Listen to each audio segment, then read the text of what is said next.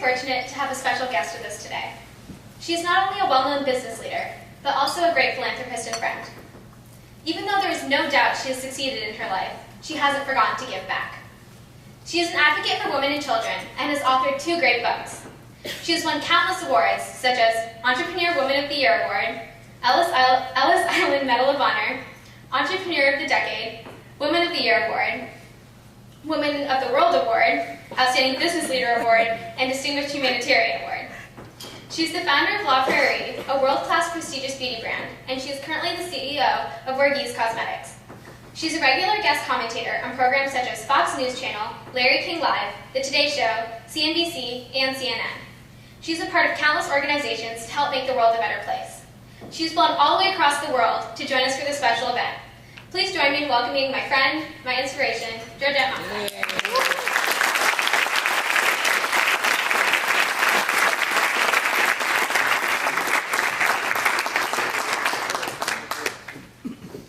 I'm delighted to be here. This is, I look around this room at all you beautiful young women, and it's such an inspiration because we live in very difficult times, and what you've taken on here is something that I admire you all for. And really, I would like to start out by really giving you all a hand for being here and stepping up and doing your part. So, and particularly to Priyanka and Natalie and Taylor for being the inspiration that you are for your peer group to take on this challenge. You know, I have my own circle of women. I was born and raised in Indiana. I was 7 years old when my father died, and my mother was widowed with 4 of us, and I was the oldest. And I was raised by my mother, my grandmother, and my great-grandmother, all 3 who had lost their husbands tragically, one way or the other, had to raise their children on their own. I put myself through college, Indiana University. I worked 3 jobs to put myself through college because the circle of women I had around me, my mom, my grandmother, and my great-grandmother, made it very clear growing up that the one thing that really would liberate me as a woman is education. That you can take a lot from one's life, as my mother being widowed at 27 with 4 of us, the tragedy. But if you are educated, no one can take that away from you.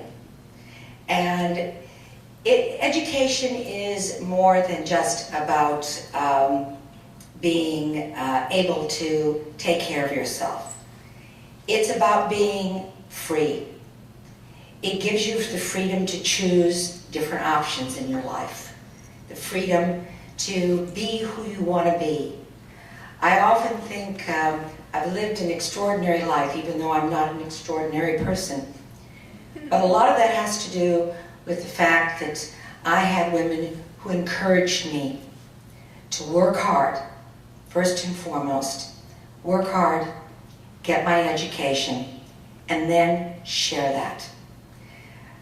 My grandmother always used to say, you know, you can take away your beauty, you can take away your health, but you can't take away what is in your head and in your heart. And you've got to keep your head and your heart open so that you can reach out.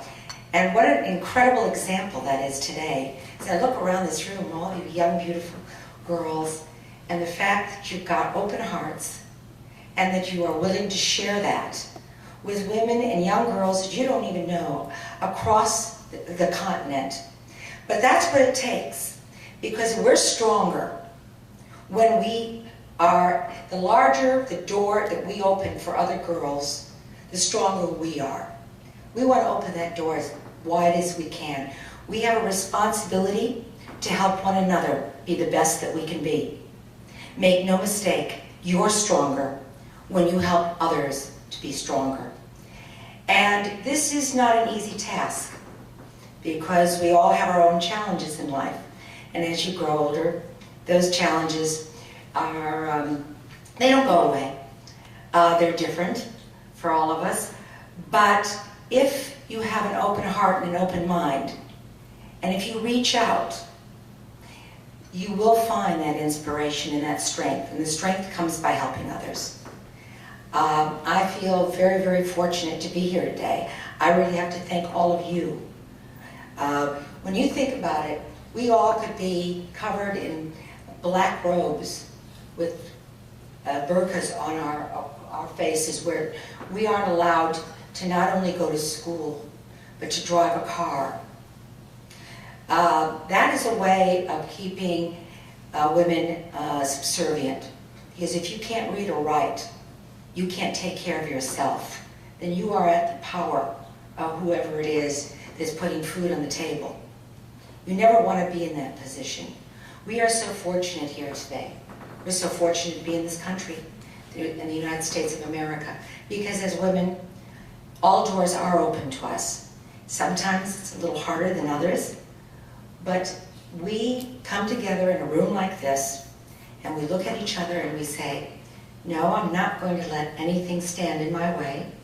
I'm going to reach out, and together, we're going to come together and we're going to help other women and other girls. I'm really humbled by this. All of you, you're so beautiful, you're so young, you have such big hearts, or you wouldn't be here today on behalf of Circle of Women. And it's true, that circle gets bigger, much bigger, when each one of you bring other women along with you. So I say God bless you all. Thank you for the honor of being here today. It's an extraordinary what you've all done. And believe me, you're going to be stronger and wiser as a result of giving back. Thank you.